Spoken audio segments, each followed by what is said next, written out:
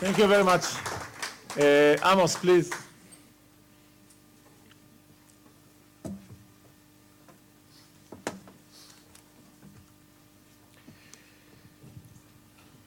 Gabi promised you a lecture. I'm not going to lecture.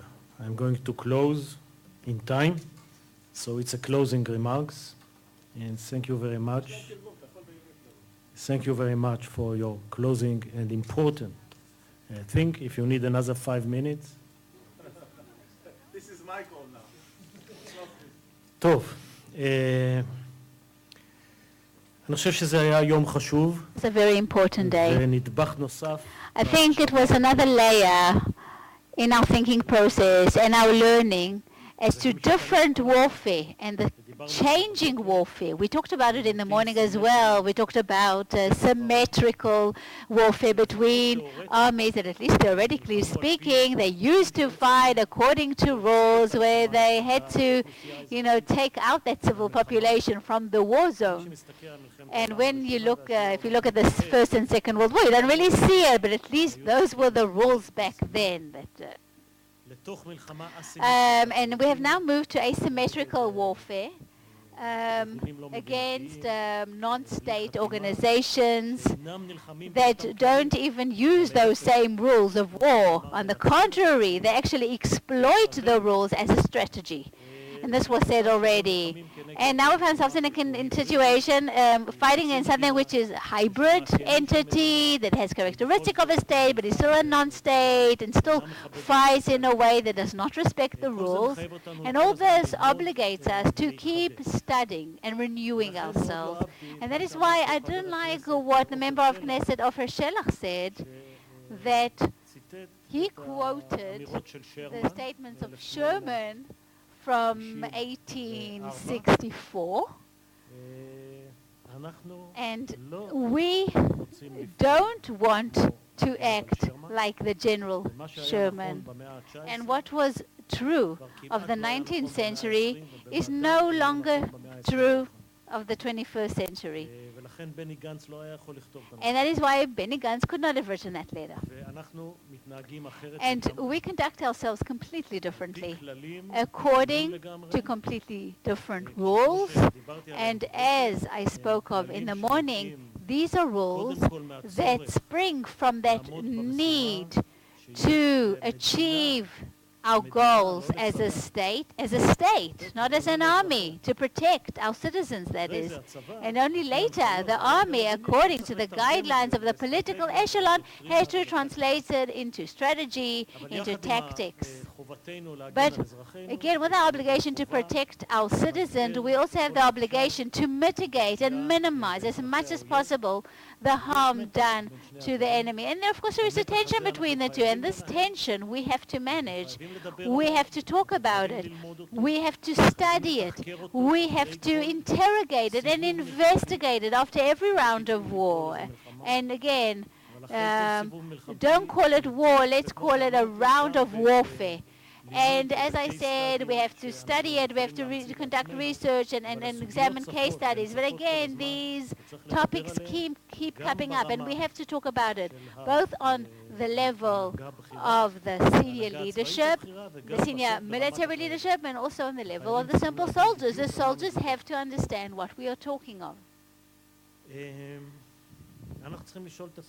We have to keep asking ourselves the question, what is the meaning and what is that renewed interpretation of military necessity? And what is the problem with that law of distinction?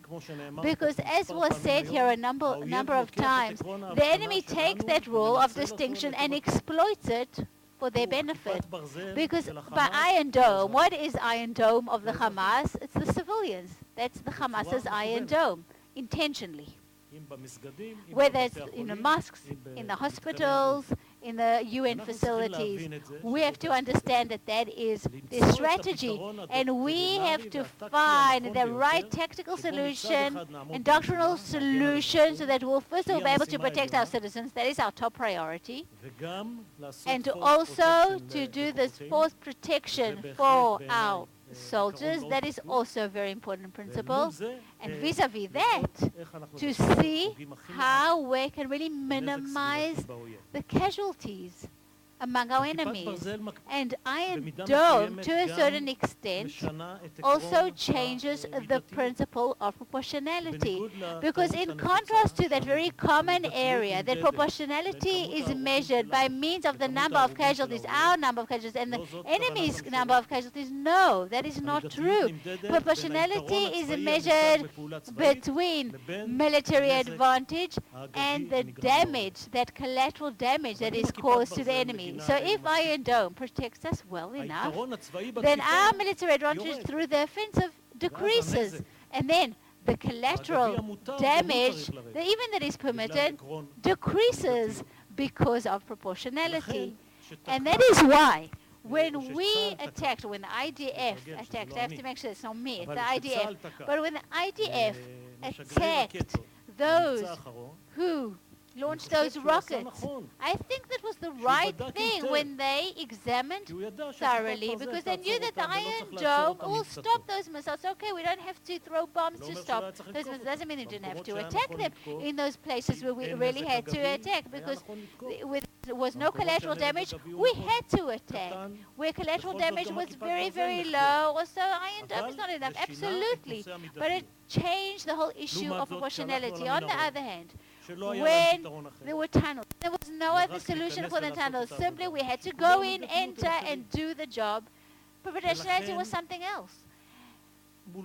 And that is why, vis-a-vis every single incident in its own context and with its own technological aspects and operational aspects, these ethical principles and those legal principles, I am not an expert on those, but these ethical principles we have to keep examining in the light of the situation and circumstances of the arena, the strategy of the enemy at that point in time. And we can't just come with this letter from 1864. No, that is not enough. We have to keep renewing ourselves and updating ourselves. And if there is something that I'm happy for, that I'm happy that the representative from the Red Cross, Mayo, I was happy about what he said. That he was willing to think about what I brought up before, that when one looks systemically at things, you can't just only look at the single case study.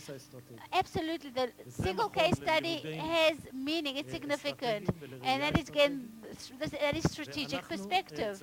That is our role in this institute. But we have to emerge from that case-by-case perception. And if I miss something today, if something was missing, it's a strategic sight or perspective of dealing or contending with problems like Fallujah or Gaza or any other city, Chechnya. The Russians have a different rule of ethics, but how we deal with such a thing through strategic perspective and on the systemic level. As far as I'm concerned, maybe it's even more important than the time that we devoted to the media, which of course is important, but tomorrow we'll be holding a special evening on that topic in memory of Zev Schiff.